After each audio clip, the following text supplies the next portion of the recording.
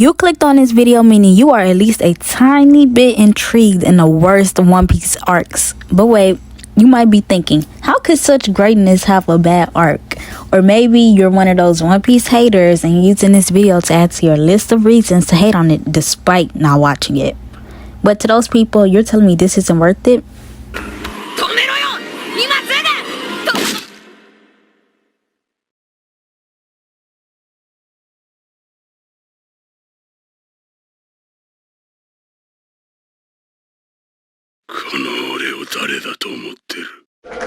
Yeah, exactly. Yeah. But that's besides the point. Sometimes mistakes happen, and with that being said, here are the top 5 worst One Piece arcs.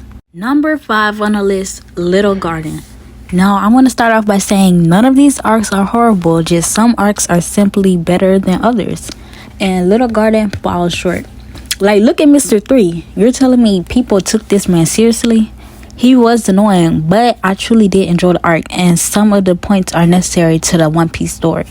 Like Usopp wanting to visit Elbaf and the beginning of Zoro's and Sanji's long-term rivalry. Incidentally aligns with the same reason Dory and Broggy were in such a long duel.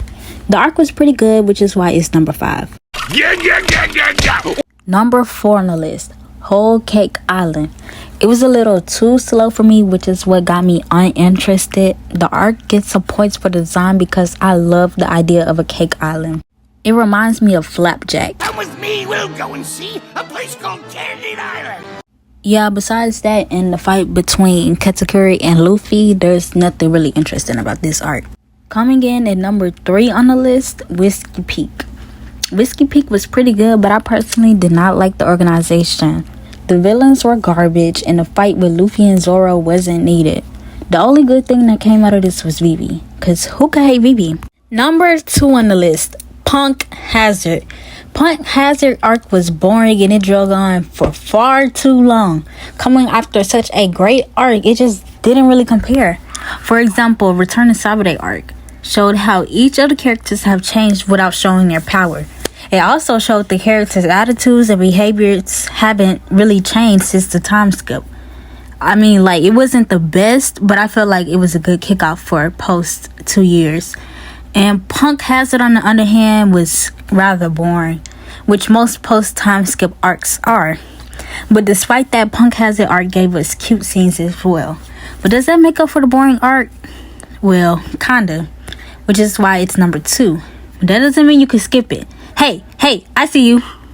Now it's time for number 1 on the list. A lot of you are expecting me to say Syrup Village, but sadly, no. I enjoyed Syrup Village, with Usopp being one of, if not my favorite characters.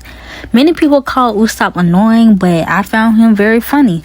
I understand that the villain wasn't all that, but for the beginning of One Piece, it didn't make me think, oh, this is a horrible anime. Now, time for the real trash. Number 1 goes to, drumroll please, Thriller Bark! Okay, come on now. Who actually sat through this arc and thought, man, this is peak fiction? It started off okay with the introduction of Brook.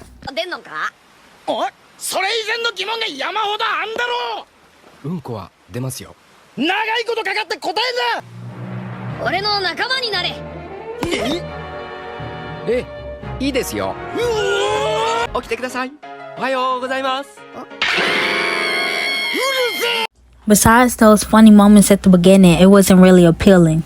It took way longer than it should have for me to finish a One Piece arc. And look at the villain. Gecko Moria was honestly a horrible villain. I didn't really like any of the fights, and as Zoro says, nothing happened. An honorable mention is Long Ring Long Land arc. I don't really count this as arc because it really felt like filler to me. And honestly, it's the only arc that I recommend skipping. It adds nothing to the story and it's just a waste of time. But you do get funny moments, and most importantly, Afro Luffy. Thank you guys for watching this far. This is my first video, so if you want to continue seeing more of these, please like and subscribe, and comment down below if you agree or disagree with my rankings.